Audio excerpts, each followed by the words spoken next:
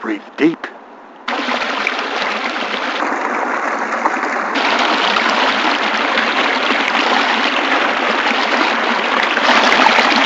Relax.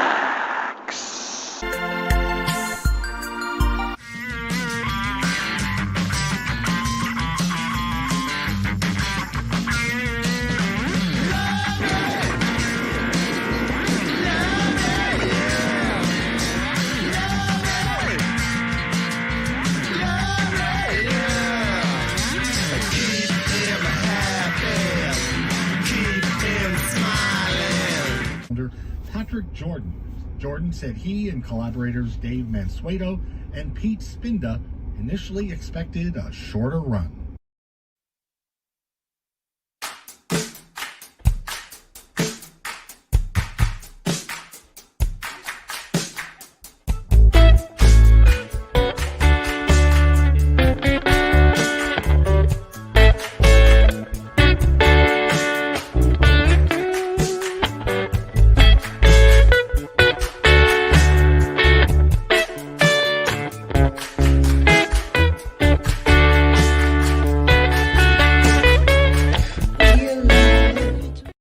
Hey, what's going on, everybody? Welcome to Alone Together Pittsburgh, streaming at you live from Pittsburgh, Pennsylvania. We are capping off week 52. That's right. This is week 52 of Alone Together Pittsburgh. We've been streaming at you for some time now. It has, it's been pretty much a year. All right. This will be the last show of our first year of it right now. So we thank you for joining us. Thank you for watching. Apparently Dave's named me John America today because that's what he's feeling. But before the show starts, my name is Patrick Jordan. We thank you for watching us. Toot Spoon Man, we're here. Anyway, we started the show a year ago to keep a sense of community going, to keep people connected. We're still doing it. We're not out of the woods yet. And to prove that to you, well, first of all, we've got a fantastic show for you lined up for tonight. It's super, super exciting. So you know it's Friday, so you know you're going to have Dave Bracey talking local brews. You know you're going to have that. There's an image from last night's show and an old graphic from Dave's thing. But we've got Natalie Bensavenga is doing 5 minutes with. Dave Bracey is doing local brews. And we've got Tessa Carroll is going to be here talking about a magical whodunit of online masterfulness that's happening next week. But before we get there, a couple pieces of housekeeping. One, ticking below us, that is our Venmo. It is at Together PGH. If you can kick in a couple of bucks, we would greatly appreciate it. Any money you can give goes directly to the artists involved in the show, and we would love it. Even if it's $1, $2, $5, $3, doesn't matter. If you give $500 or more, you get to be a guest on this show on the night of your choosing. So think about that. Or if you give $1,000, you don't have to be on the show. It's exciting. That could be you. You could be there. That could be your face. Anyway, so that's there. well, we wouldn't be doing the show if it wasn't for this pandemic. And even though we might think that the fact that the weather is warm and vaccines are making it, I think we took 100 million first shots, doses have happened in the first 50 days of the Biden administration. That's kind of exciting.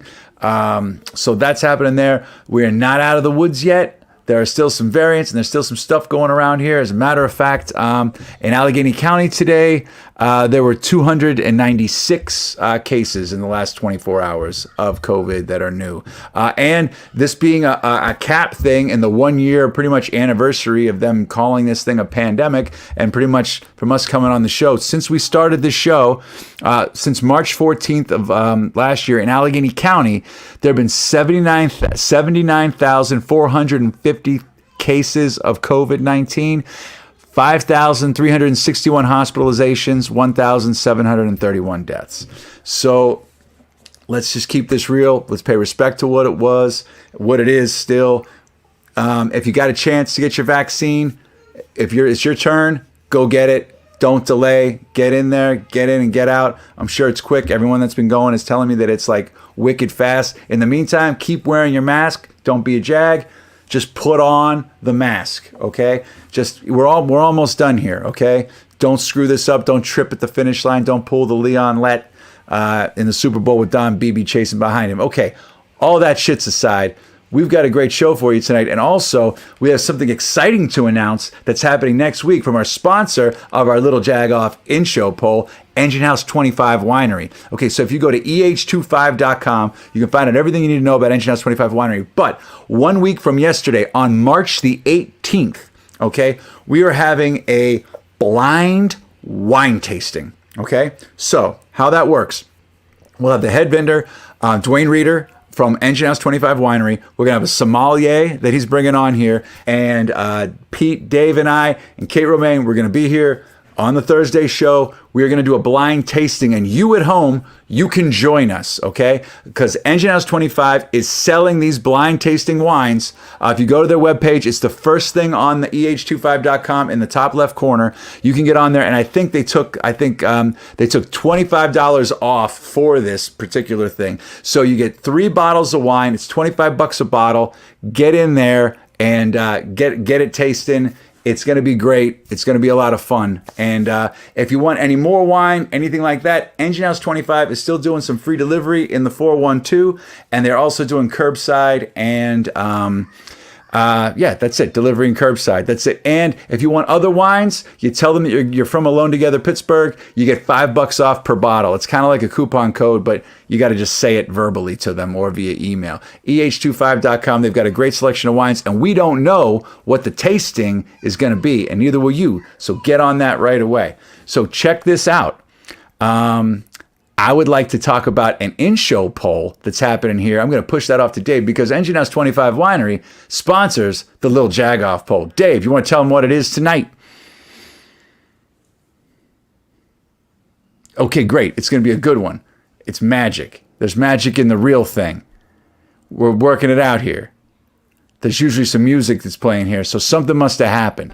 So here's what's going on here. There it is. It's rolling. Fuck. Oh, jeez, it's been a tough week, Patrick. It's been a tough week. My computer's been having a hard time. Been having lots of fish sandwiches and lots of Guinness, and it's not working so nice. It's running a little hot tonight. But tonight we have a very special in-show poll for you. This one for all you Irish out there. Irish, you like Patrick Jordan. You like his face. You like his beard. You like his looks. Check out Patrick Jordan. He's got the salt and pepper in his face. He's got small salt and pepper all over his face. It's a lovely thing to see, Patrick, that you've got the salt and pepper. You've matured into a fine young lad.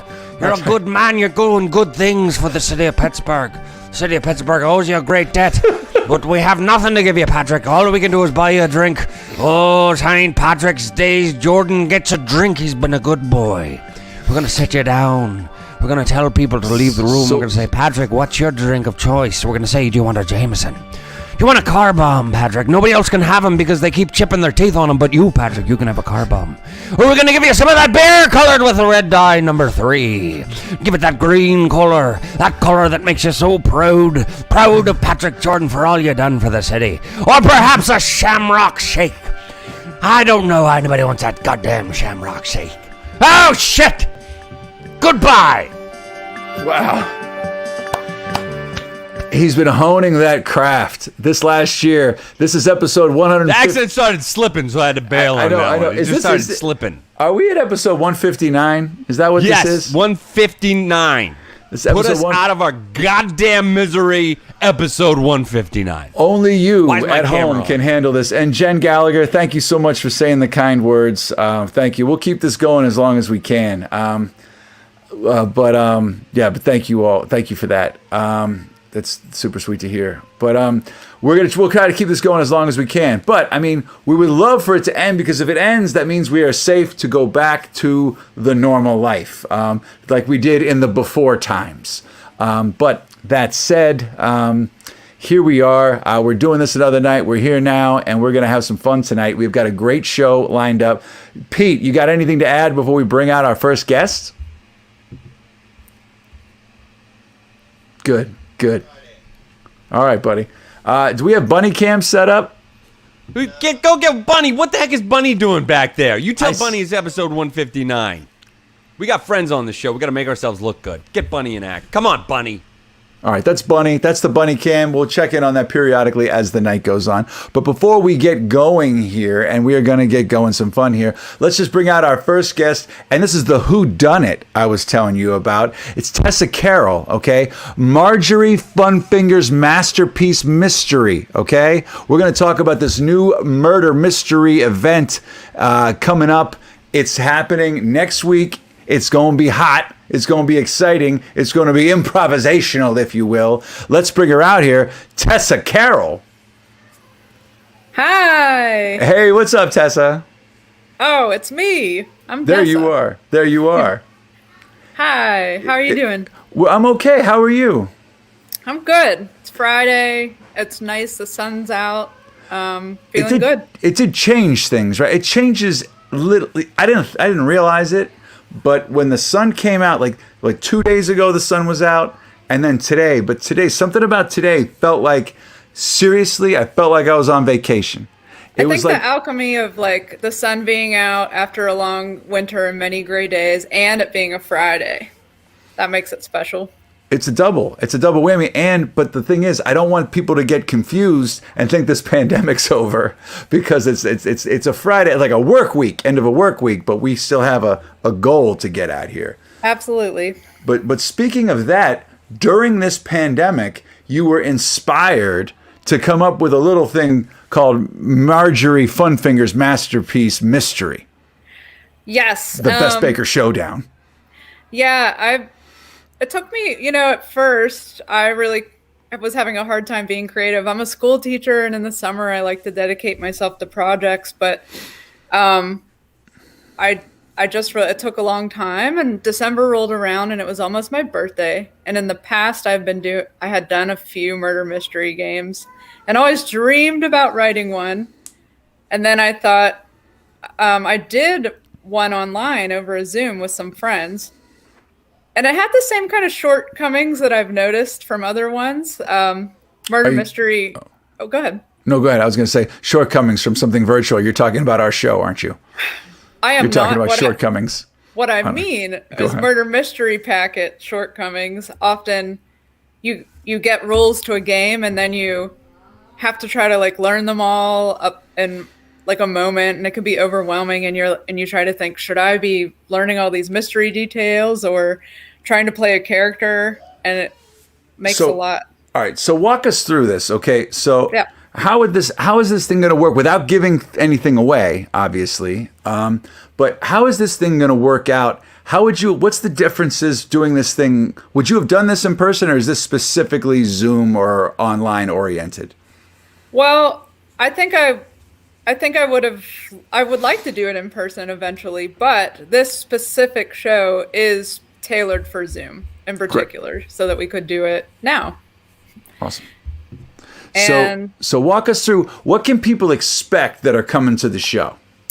well, if you come to the show, when you buy your ticket, I'll email you a background packet of clues. It gives you kind of the background of the story, main suspects, their pictures, so pictures of the actors who are playing the main suspects, their character qualities, and then you go to the show, and you'll get a little background, the rules for the show up top, and then you'll watch a video where Marjorie Funfingers will be opening up her book of mysteries from her past, and she's going to tell you about the Best Baker Showdown mystery that she solved, and that's when you get a chance to get the background information from the packet again, just to help it sink in a little bit. So this is, you're active in this. This isn't just walking through seeing a show. This isn't like buying a ticket to see Clue at the theater. Like this is a different kind of whodunit. You're involved. Yeah, it's a little bit of both.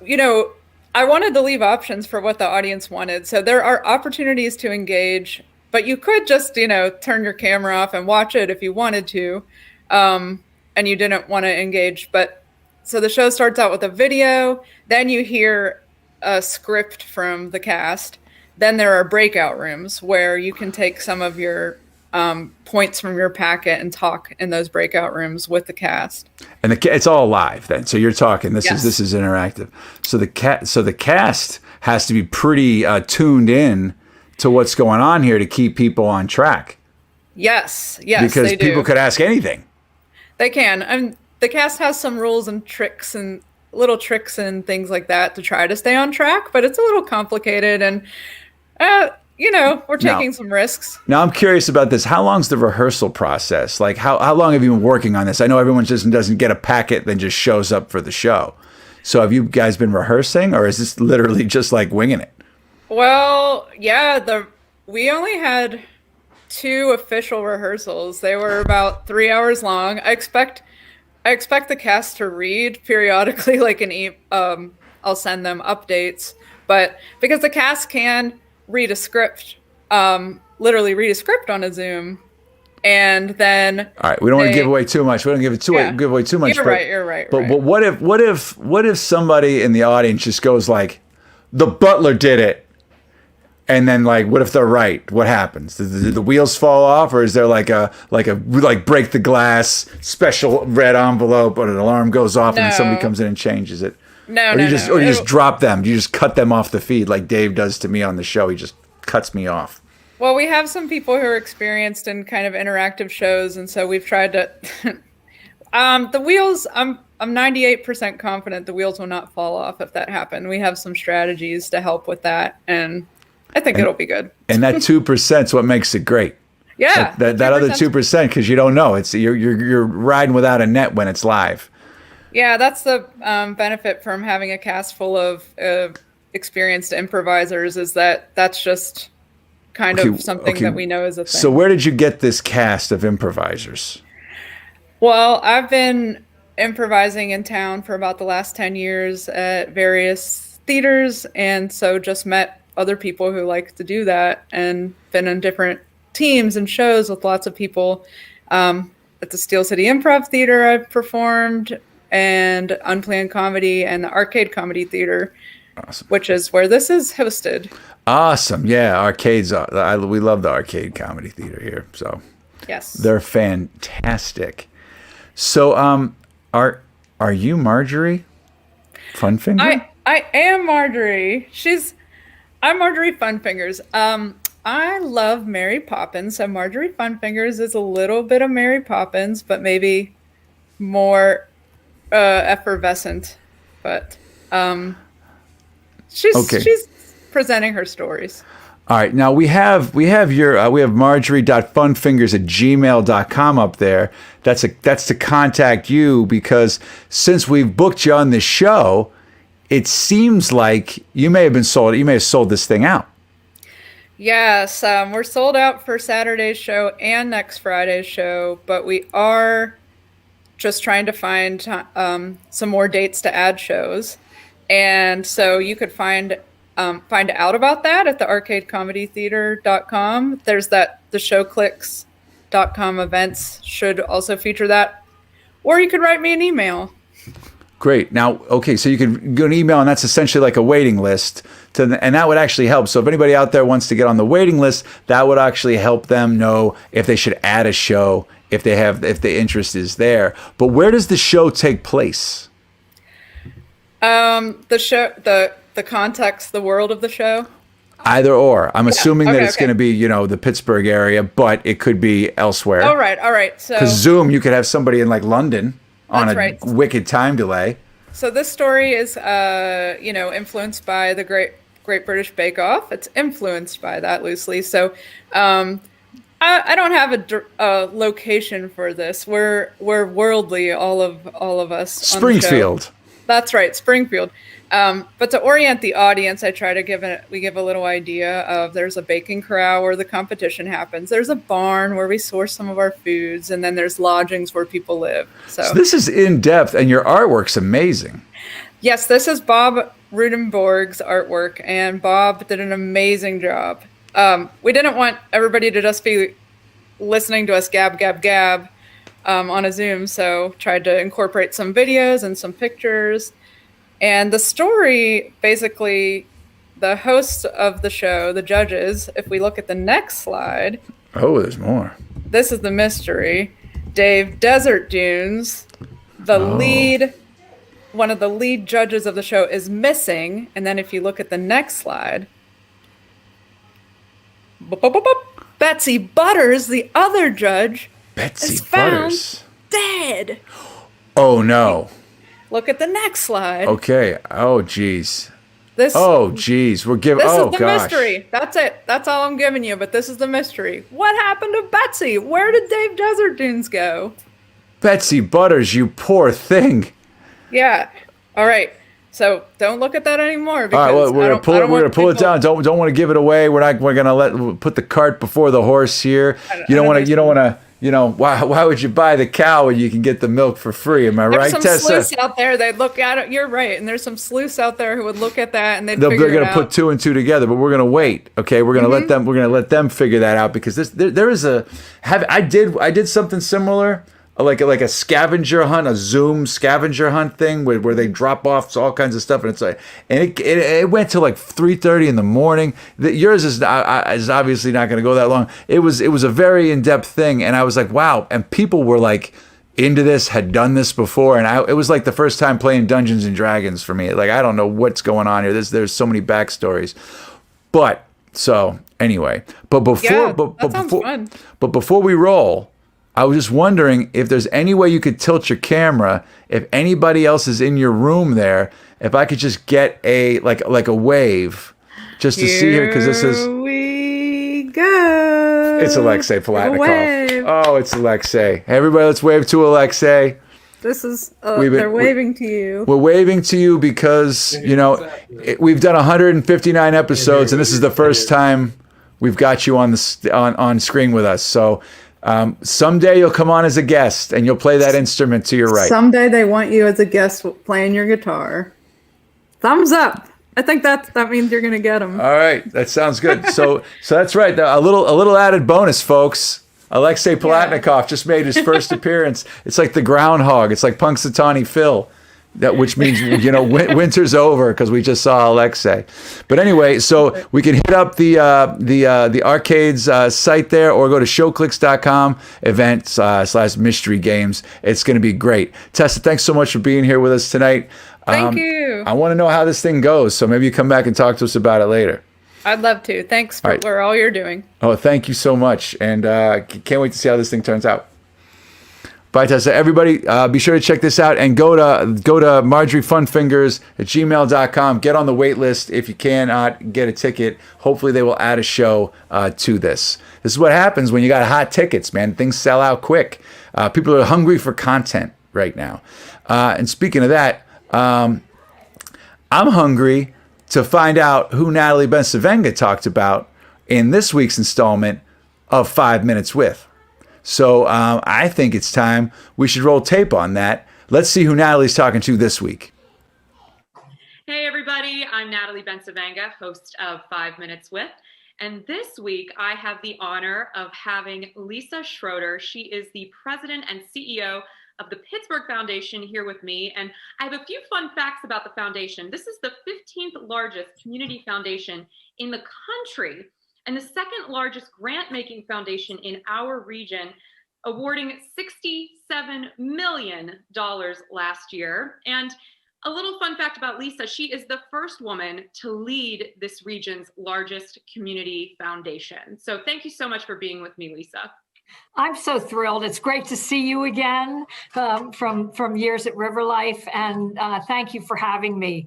I had the great luck to move to Pittsburgh in 2000, just as the River Life Task Force was starting. And then I had the honor of leading the River Life organization for 15 years. Our job was to implement the community's vision for the riverfronts, which had been created through 120 meetings. And what we needed to do was to make it a reality. So we mobilized multiple multi-million-dollar capital projects in order to open up the riverfronts for public access, which was a frontier idea at the time because they had been occupied by industry for 100 years.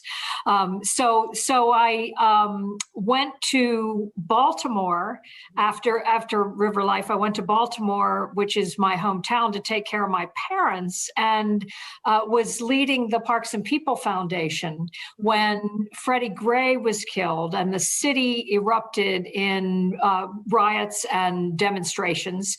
And what we mobilized, again, to invest in communities, to make sure that all neighborhoods, and especially neighborhoods that were disinvested due to a history of racism, had safe, beautiful, open green space to enjoy. And that's what we were doing full force when I got a call about the Pittsburgh Foundation opportunity. And it was an amazing opportunity that filled me with excitement and humility. And so I'm just so thrilled to be here. I will complete my second year in June.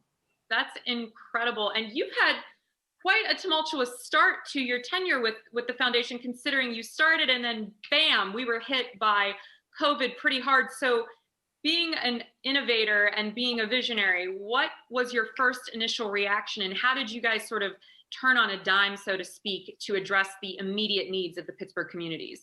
You're so right. It was a shock. And we were receiving information from the County Department of Health and data about the staggering needs that were rolling over the country and our region, of course. And I called my colleagues. One of the wonderful things about Pittsburgh is that foundations work together. I called my colleagues at the Heinz Endowments and the Henry Hillman Foundations and the Richard King Mellon Foundation to talk about what we could do and should do. And what we decided was that we needed to move fast and we needed to make a bold statement of support. So we each contributed $1 million, and that was the beginning of the Emergency Action Fund, which ultimately has raised $10 million to support hundreds of nonprofit organizations and government agencies in providing all of those frontline needs: food distribution, COVID testing, PPE, quarantine space, the arts, childcare. And we knew that we could get out to these organizations providing critical needs faster than the public support could get there. So it proved really that while foundations can't solve all of the region's needs, we can work strategically with the public sector to make things happen. Was there anything that surprised you along the way? Any needs that you weren't expecting that were going to need addressed, or the way in which you worked on this that was sort of like, wow, I didn't see that coming? Yeah, absolutely. And I'm so proud of our team, because at the same time that we were working on raising support, we were also moving all of our operations offsite. So what really surprised me was how fast we could actually do our grant making. We developed streamlined practices, and we ultimately evolved 4 funds. In addition to the Emergency Action Fund, there's a fund for racial justice and a Corona Relief Virus Fund and a critical needs alert. And so we discovered that we could liberate ourselves from some of the time-honored processes of grant proposals and just get out there with our partners as fast as possible. When I hear you talk, I find you so fascinating because to me, you seem like a true servant leader, someone that really believes in the spirit of collaboration to get things done. What kind of leadership style, though, do you think you employ? Well, thank you. I like to think of it that way. I am, not just a business leader, but I'm a daughter and a mother and now a grandmother. And I love to think that women have amazing talents for being shepherds. And I have always found that progress comes when you bring people together to solve a problem or to reach a big dream. And that ultimately the dream and the work itself is what will rise. And I do believe that the secret is to have as many people be able to take pride in accomplishment as possible. I love that. You just gave me pause. I think gives me the chills. That's absolutely beautiful because I think if let's rise all together, that spirit of togetherness. I think that's fantastic. And so as we're wrapping this up, although I could spend hours, I think, listening to all of your pearls of wisdom, Lisa, I was curious, it being Women's History Month and looking back at this incredible career that you've had, what advice would you have given to your younger self, 20, 30 years ago? Because I think a lot of younger female leaders have a sense of sort of imposter syndrome where they're not really sure that they're ready or that they deserve or that they should. So what advice would you have given yourself now knowing where you've landed? Oh, I appreciate the question because, of course, I have colleagues, young women colleagues, and two daughters too, and I've thought a lot about what would I have done. I would love to relieve our young leaders of the worry about what will happen and whether the pieces will fall into place. I do believe that a long-term outcome and focus on the eventual goals at the end of the day will lead to success. And the more people that are involved, the more that the resources will come. All leaders of nonprofits are fearful of what will happen with their revenue in the future. And that's a natural business practice. But faith in the end really will take the day. And I also think it's not important to be at the top of the page or the front of the room all the time. Have faith that at the end of the day, that when things happen, when things change, when people feel part of it, that's the vision that will rise to the top and the record of achievement. That's amazing. I feel like that's the secret in the sauce right there, what you just said. Lisa, I so appreciate you and admire what you do for the Pittsburgh area and community and, of course, the region surrounding it. And thank you so much for spending 5 minutes with me.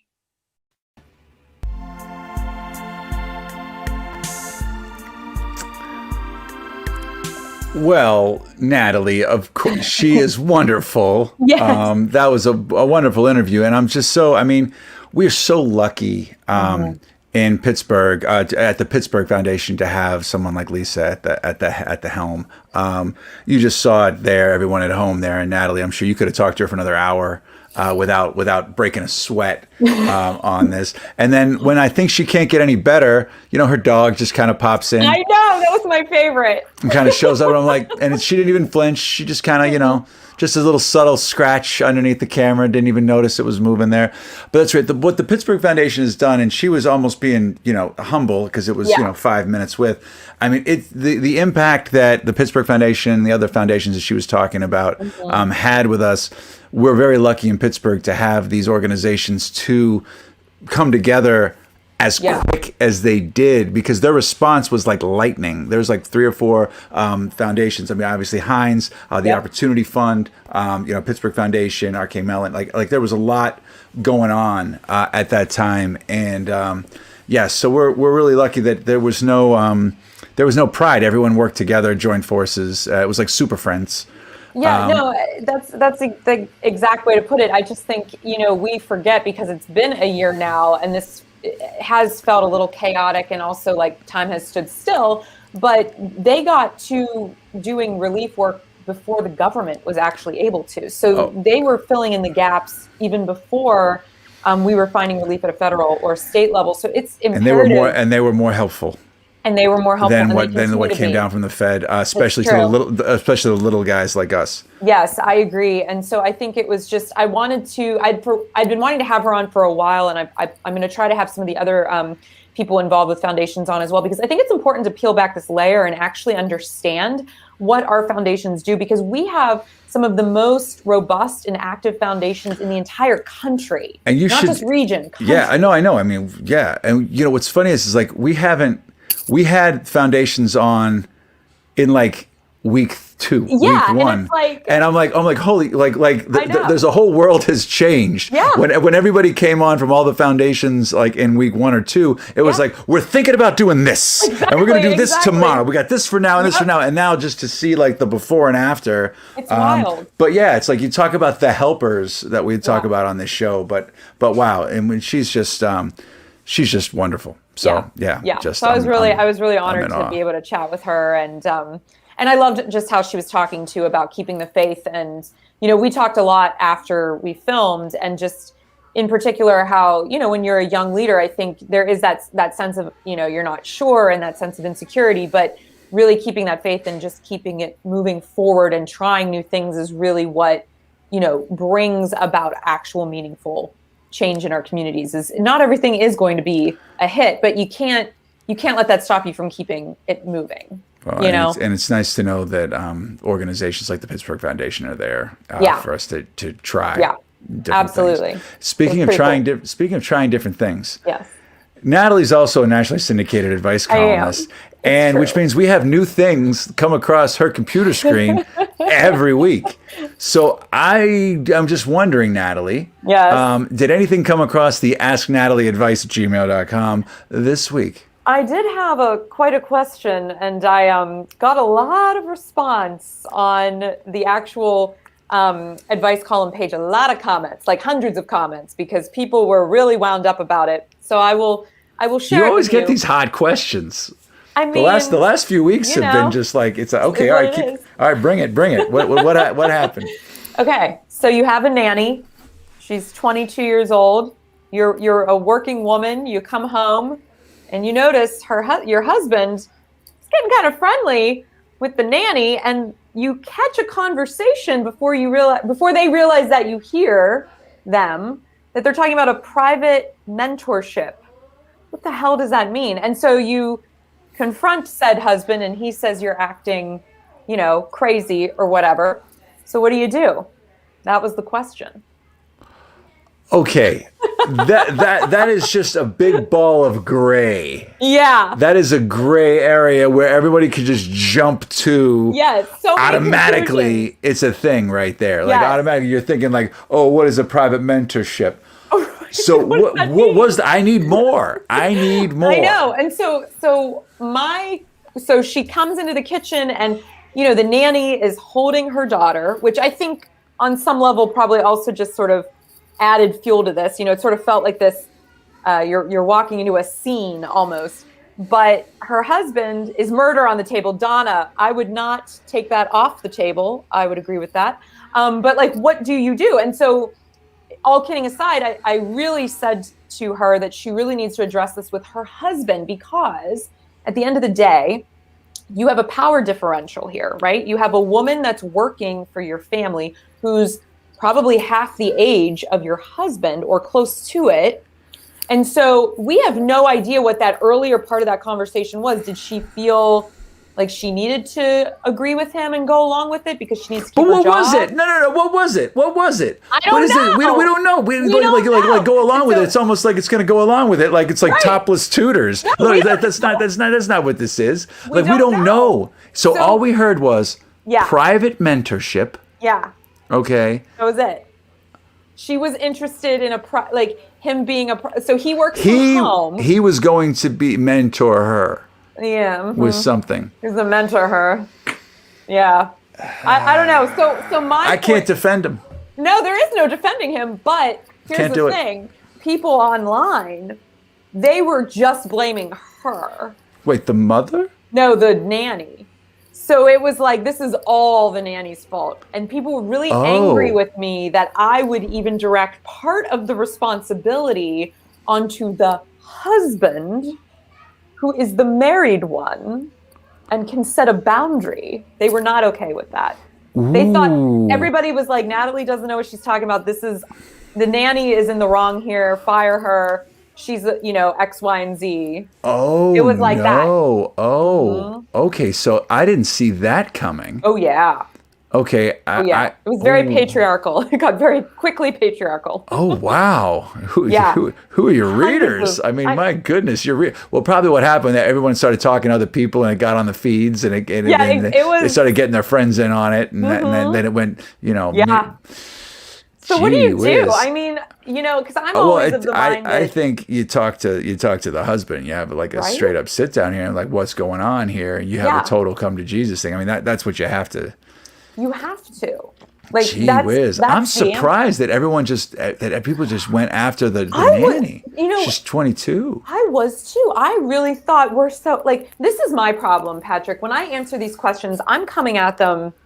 I'm trying to look at them as the modern advice columnist, I'm trying to really think of it like, how do I look at this from all angles, and what's the situation here, and could there be an issue I'm not seeing? But people know. They just Donna thinks the husband's to blame and the nanny's got to go.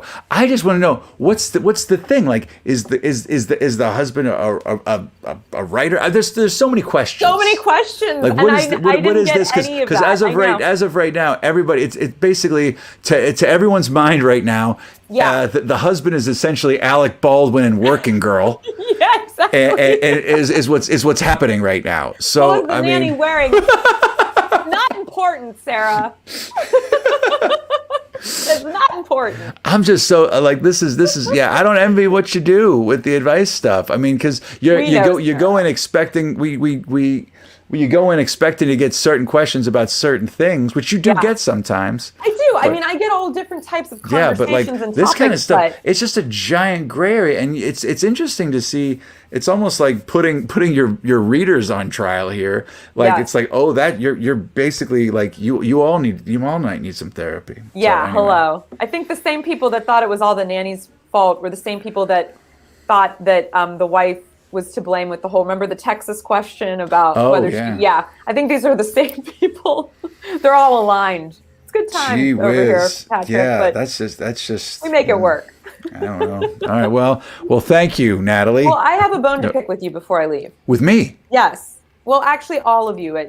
I'm upset that I was not asked to be a part of this wine tasting next week, and I don't understand what I did. Well, here's put on the no wine list. Well, it's not the no wine list. You can get involved as well. It's $25 off. Okay. Everybody can get involved. No, it's just that we were just going to do it on that Thursday. That was the day that they was available. It's not hurtful at all. I'm not in any way hurt by being excluded. I understand. You come on Friday. I tell you what. Did suggest me. Isn't that interesting?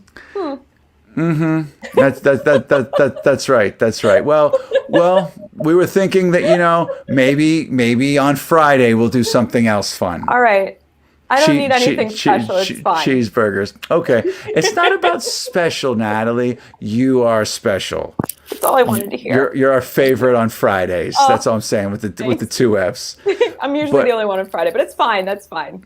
But remember, if Natalie's this excited about it, you can be involved too. You just go to eh25.com. You at home, pick up those wines. Join us in the comments section during the thing, and maybe Natalie will pop in too.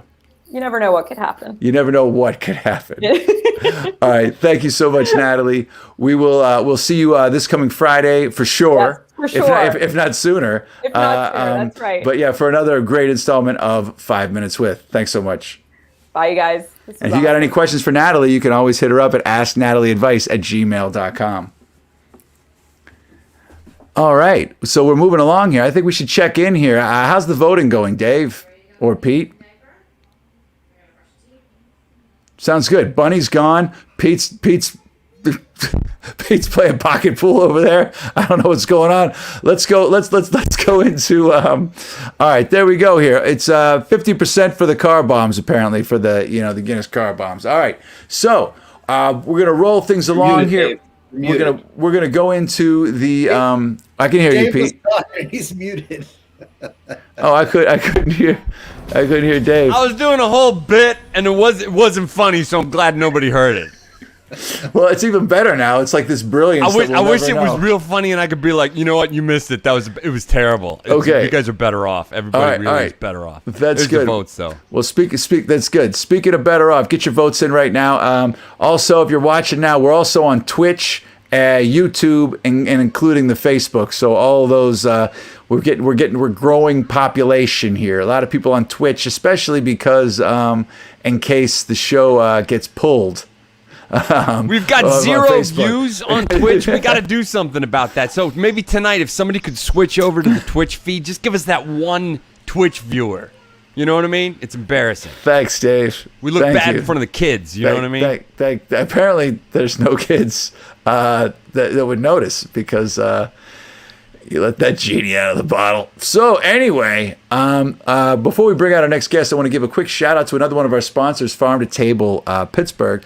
If you go to farmtotablepa.com, you will find out everything you need to know about keeping it fresh and keeping it local and keeping it real. Our Buy Fresh, Buy Local segment always happens on Wednesday during the run of the pandemic here. Either Aaron Hart from Farm to Table comes on and breaks some knowledge off on us, or they send us different farmers, different things like that. Also, there is a new thing that they're offering right now at Farm to Table. If you go to farmtotablepa.com, Doug Oster, who was on our show a few weeks ago, who had Doug's free seed shacks going on. The guy was just infectious talking to him about planting and stuff. I believe on the 25th, he has a virtual gardening Q&A. He's going to go over some things about what's coming up in the spring. So be sure to check that out. And also, obviously, the Farm to Table website is a fantastic resource for everything from farmers markets to CSAs and so much more. So check them out. It's a fantastic organization, and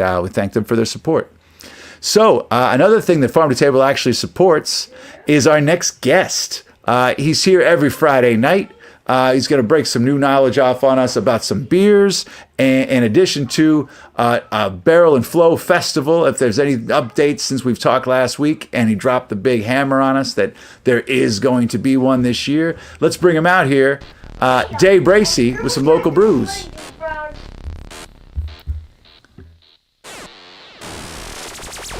Hey, I can hear you. What's going on, man? What's good, y'all, man? No, right when we were bringing you in, my daughter started yelling at me. It was like a whole thing. I had to hit the mute. I forgot where I was.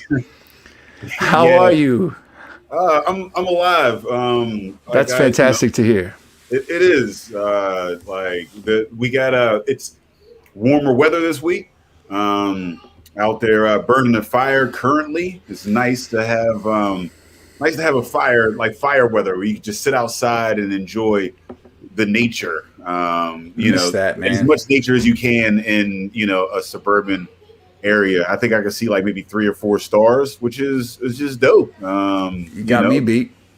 Yeah, that's 3 or 4 more than I could in the wintertime when I was somewhere locked in my living room. So it's very excited for the spring weather. Man, so am I. Today, I mean, it was great a couple of days ago that it rained yesterday, but today, something about today, actually, it felt like anew, like something, like change was happening. And then I looked around and, I went for a quick car ride and no one was wearing masks, so I got freaked out again. I went home. but like everyone thought it was over. Like, oh shit, the sun's out. The sun. It's like 65 degrees. This is great. Pandemic's over. Yeah, nah, it is. It's wild. I don't know. I don't be around too many folks still. I'm trying, like you said, trying not to fumble on the 5. And just getting it in where I can. Just sitting outside on the porch or something like that. Just inching out a little bit more. I'm not quite Florida beach comfortable quite yet. But you know, I might wave at some neighbors on my lawn, you know, like say hey, you know, as they drive by, which is kind of dope, man. And it's a Friday. I think it's like the first like nice Friday we've had in a while. Like I actually like remembered it was Friday. I was like, oh shit, like it's almost the weekend. You know what I mean? Like that's a weekend was a weird concept that didn't exist for, I don't know, the majority of the last year. Yeah, I'm 52 Fridays that I have no idea what they mean. I'm serious, man. We were talking about this here. Like this is the last episode of our first year of doing the show, and this is the year anniversary that they called this thing a pandemic. Wow. Like I think our first episode was the 17th of March or something, which was a couple of days before the shelter-in-place order came down. So it's like this show has now bookmarked. It will bookend this pandemic because we're going to take this till it's over. But shit, man, a year. Yeah, a year. I remember. We had our last in-person meeting for what was Fresh Fest at the time. And at the end of that, they said that the NBA was canceled and Tom Hanks had the Rona. And that's when I was like, yeah, well, this shit just got real. It's not just the flu, and you could catch me whenever there's a motherfucking vaccine out here. Like it was like it got I would like to say the CDC was the one that warned me, but it was Tom Hanks that Tom Hanks was literally the canary in the coal mine for a majority of the nation. And I remember that too, man. Like it was yesterday. I feel like it was. And he was like in Australia, and we were like, Tom Hanks is never coming home. Like, yo, it's been a whole year. I got a new phone. Like I do, like I upgrade my phone every year or whatever. And like I got a new phone, and I'm like, I didn't even use the last one. Like, yeah. It's a really weird. That's so funny you say that. I was talking to Eileen, my wife, about this today, and I was like, my battery's running out fast. And she was like, well, that phone's 2 years old. I'm like, no, it's not. We just got this. And like shit. Also, dub the fact that during the pandemic, I've probably used my phone more than I ever have in my life. Yeah. Because like I'm not working. Every now I'm like checking news, checking some shit here, hitting something. I've spent more time using my phone than ever. So yeah, I guess that's why the battery ran down on me. It's time for my new every 2. Yeah. Well, if that's still like a thing. I said, I feel, you know, again, we're not quite through it, but today felt hopeful. You can see the light. I mean, we're in the tunnel, but the light's getting brighter. And tonight feels nice. Like I said, I got some wood dropped off at the place, throwing a fire out, and just sitting outside and enjoying the stars. It's normal. Whether it was a pandemic or not, I would be celebrating this, but it's a little bit sweeter as a result of silver linings and whatnot. And as I'm sitting by the fire, I'm actually drinking some of this. I don't even have the can available. It's the Loophole. Loophole. We love that from East End. So it's a 4.5 Pilsner, light, and it's a Pilsner. It's a baseball beer. And so apparently the loophole is that you can't sell another brewery's beer unless it's a collaboration. So this is the loophole. It's a statewide collaboration. And proceeds go to benefit someone of value. I can't even tell you who. I was fairly high when he was talking to me about it, but that's okay.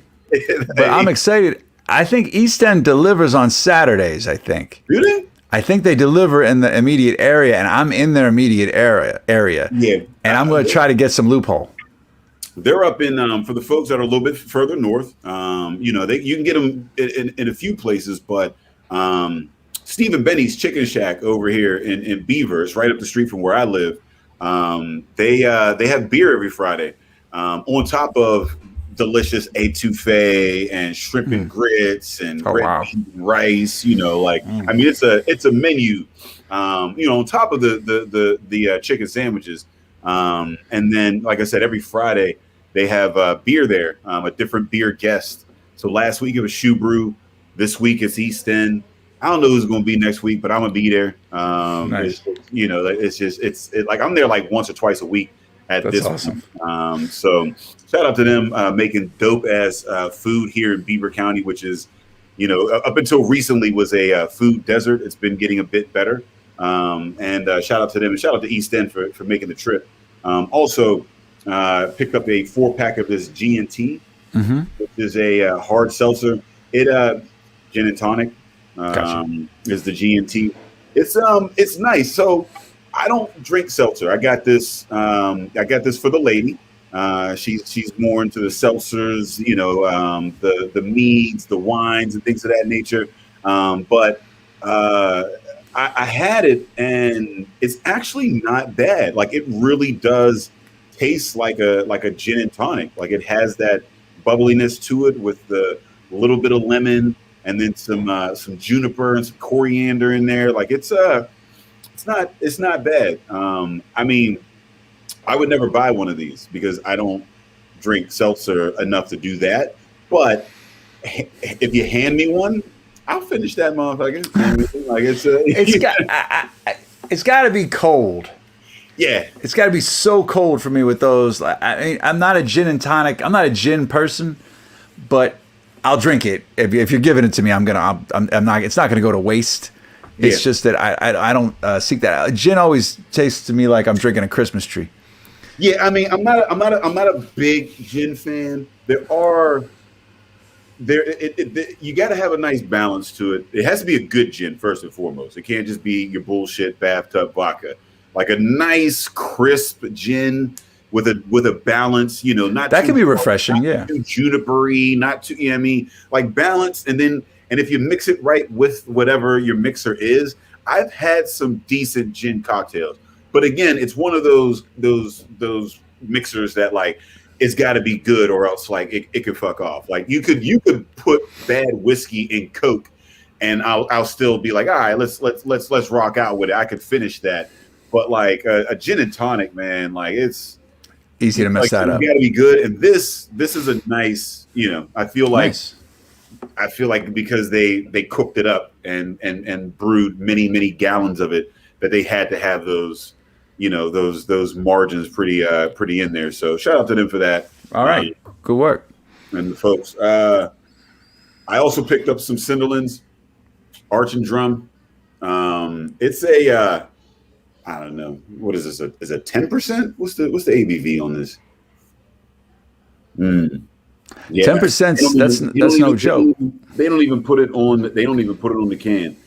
I don't know how long you're gonna be able to do that, but it's an imperial stout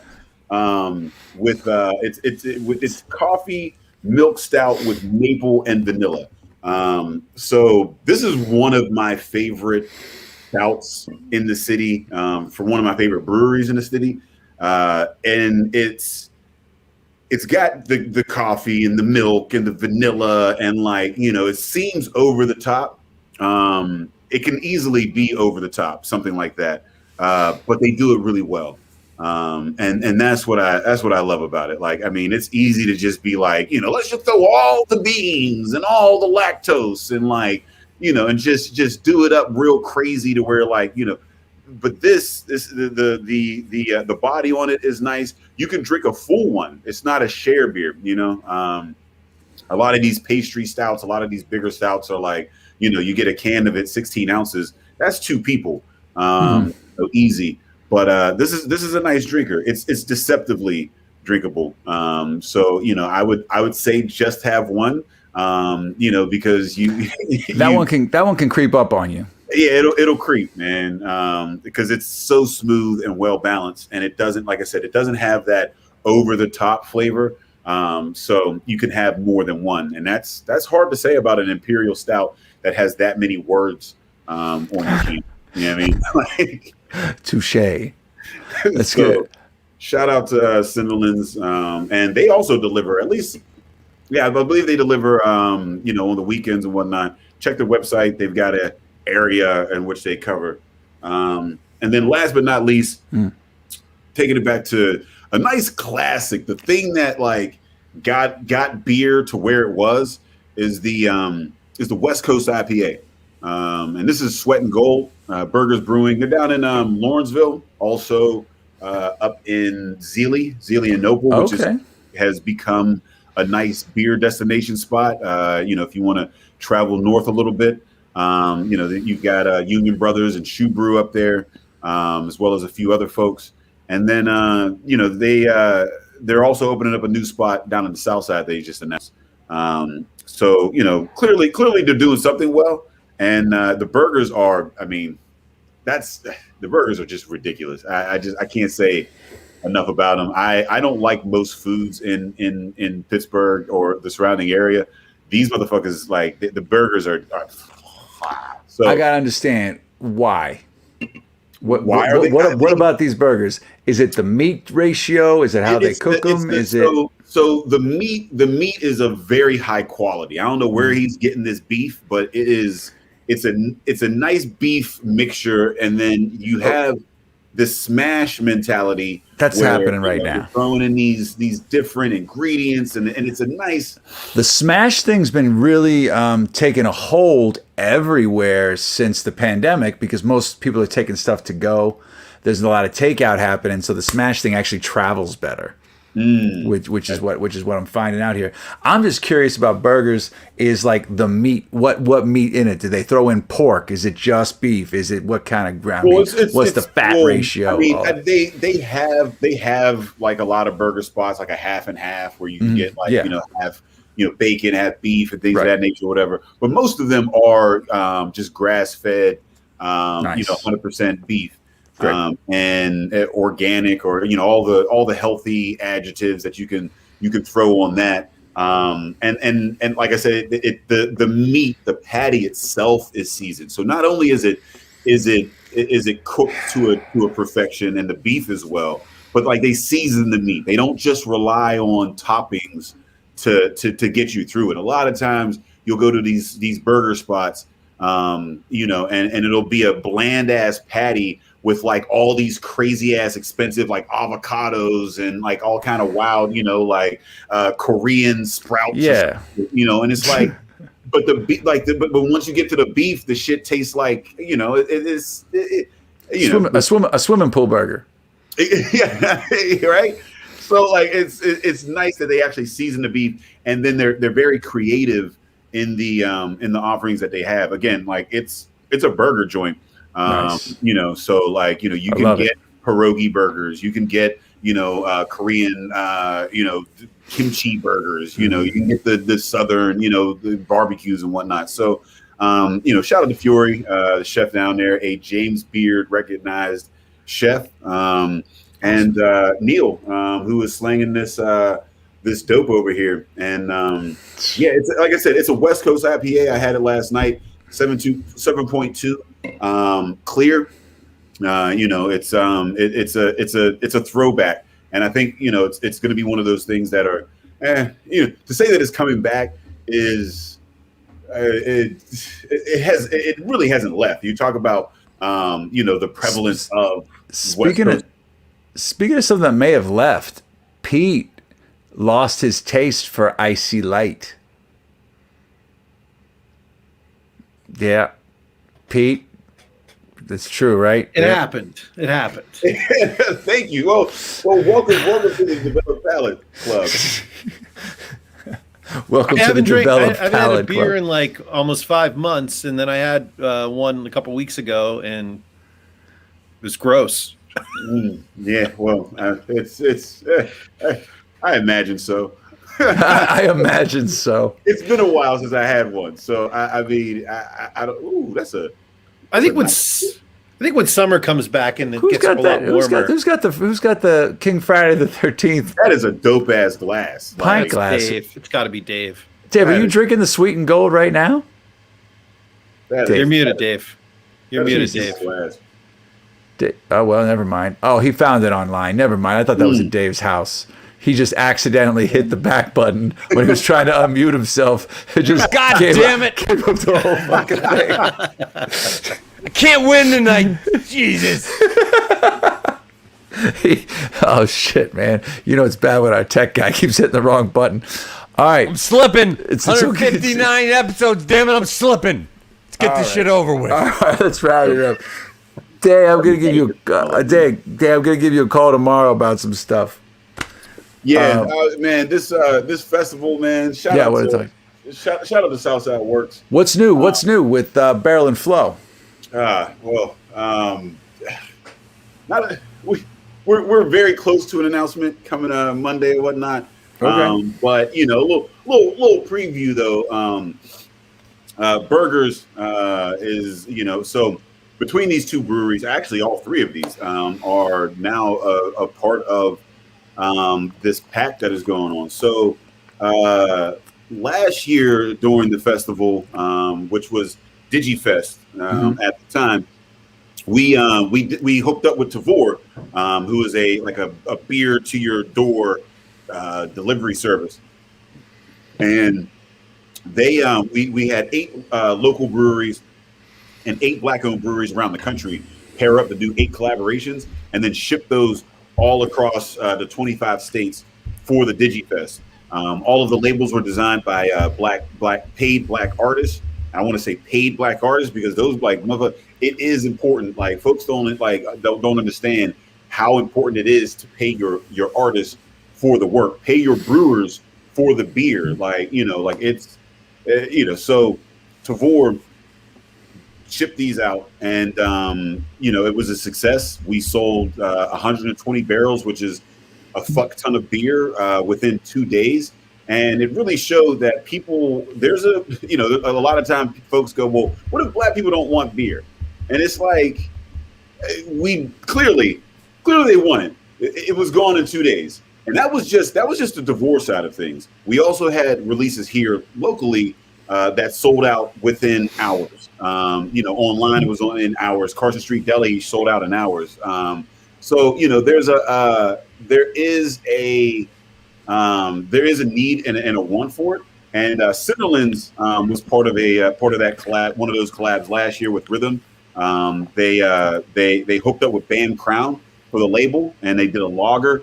Folks loved it. This year, both East End and Burgers Brewing are going to be a part of that pack. That's great.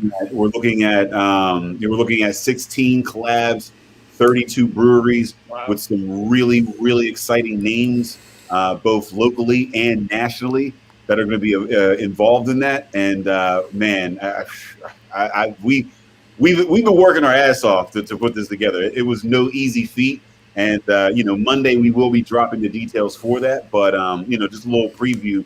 Yeah, that's coming, and that is so that folks can partake in the digital festival. That is going to be in line with the in-person festival. So Friday conferencing, a lot of knowledge that's going to be shared there, and then Saturday there's going to be all day concerts, 4 different channels for music. We'll have a cooking channel. And we'll have a brewing channel as well throughout the day on Saturday. And if you can't make it in person, you can just order the Tavor pack and partake from your home with 16 collaborations. We had a blast at DigiFest this last year from home watching it, but I would prefer to be there. But literally, I had just as good a time. I mean, we loved it. So yeah, we picked up the collabs and watched the shit from home. So anyway, yeah, well, we appreciate it. It was and I said we don't expect to see a whole lot of folks getting the Tavor packs here locally. You can, because a lot of the packs. So the difference between last year and this year is that last year's pack, all of them were all of the collabs were local. This year, we got some that if you don't get from Tavor, you might not see it. You might not see it just because shipping laws are weird, and not all of these breweries are even big enough or have enough beer to supply PA with it. Gotcha. So it'll be a little different. It depends on how much you really want to get your hands on some of these hot collabs that we got. But it's kind of cool because if you go to the festival, you can try those beers. But then if you also order the Tavor, you got it at home, so you're like, oh, I remember this beer there. It's a different experience when you have a few beers at a beer fest. Call that a twofer. Yeah, and then we have shout out to Mike's Beer Bar. Mike's Beer Bar down in right across from PNC Park. They will have every last Barrel and Float collab on tap or in a can or in a bottle, Wow. or they'll just put it in the crowler, or like if you bring a bag or something like that, they might pour it in there or whatever. But they're gonna have every last Barrel and Float Fest collab at that establishment. That's something Where's that has that? never happened before. Awesome. I'm surprised Right there, that right by the stadium. So I can So- float down on my dinghy and get all those beers. Yeah, like it's insane. So you literally, like, you're right. Like if you like the beers at the festival or whatever, you can leave the festival and the next day go pick up whatever you want down at Mike's Beer Bar, who has been very supportive of the craft beer scene here, especially through this pandemic. Looking out for a lot of small businesses, even his employees, treating them well and making sure that he's keeping them on staff as much as he can. So. If there's anything about Barrel and Flow, it's about small businesses, and we appreciate Mike's for what they do. So super excited, man. Well, Dave, we appreciate you and everything you do, and we want to thank you for being here, capping off a year pretty much with us here on this damn show. Cheers, So yeah, man. right. Cheers. All right, my man. Wow. Yeah, that was it, man. We were talking to Natalie earlier. I'm like, wow, I don't believe this, because you guys have been on board for a while here. So I mean, if not week like 3, maybe this thing all began. Yeah, So, I remember, like, you guys sent me a message, and I was like, yeah, I mean, every last show that I had lined up over the next 6 months is canceled, so I got some time. That's why we're here, man. Like upon the whole thing, it's like, and I at the time I was like, all right, that should probably get through to like the summertime. Like we about summerish maybe. Had no idea it was gonna last, but you know what? I mean, I really have enjoyed. It has kept. I mean, when I tell you that, like it's a thing that gives me some sense of normalcy, and like it just the week will just time is weird, but like being here and getting to do You get that message and you're like, shit, it's Friday. Yeah, it's Friday. I mean, it's nice. all of a sudden you get a text. Oh shit, the show's tonight. might as well turn this. Might as well pull out these beers. It's Fridays, man. But yeah, man. But we've had you in breweries. We've had you on porches in yards. Like you've been on location a couple of times. You've been at a bar one night. It was like just like you were like the only in a closed bar, just like with like a flashlight on your face. Like it's been real, man. I don't want to. We could reminisce here all night. Maybe we'll do that next week. But man, thanks for being with us, Day. Hey, I appreciate y'all for letting me drink and talk shit, man. Cool, man. Well, you are good at it, and on your behalf. But anyway, I think it's time to wrap things up tonight. Do we want to look at the poll, or do we want to is Tessa still here? We want to say goodbye. Hey, what's going on, Tessa? Oh, just watching, listening. Having a Okay, good night. fantastic. Bunny's not there, but we're winding things down. Remind everybody to keep on doing what you do. Keep wearing your mask. Keep washing your hands. Thanks for watching us. We're all in this together, so let's act like it. And you know what? Even though it's the end of a year, I think we should probably let Sally Wiggins cap off the year. What do you think, Dave? Is Sally going to cap off the year, Dave? When I walk out and there's someone without a mask and they come too close to me, I'm just racked with fear, and then I want to punch them in the face.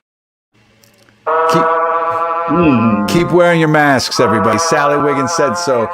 Thank you all for everything. Thanks for the last year. We might do a little bit more of a recap on Wednesday, but thank you all very much. We'll be back Wednesday night, 8 o'clock.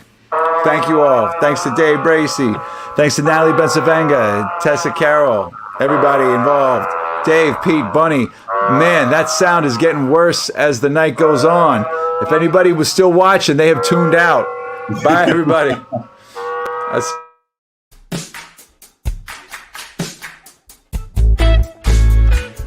Get your vaccine when it's your turn.